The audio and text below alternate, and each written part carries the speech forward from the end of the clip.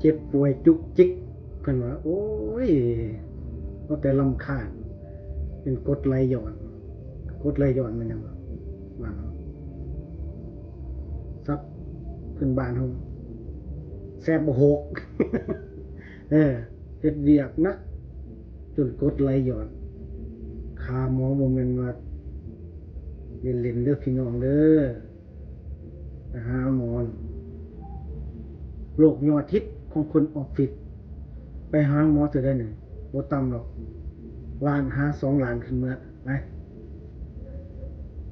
วิธีแก้มันแนวใดประกันแบบ OPD ซอยได้เด้อพี่น้องตัวนี้อืมอืมมันที่ตลกตึงๆเด้แล้วก็กินยาท้องอืดสิกินยาแก้ท้องเบ้งนะไปหยิบกล่องยาพิษเป็นกล่องน้ำพิษแห้งแสบ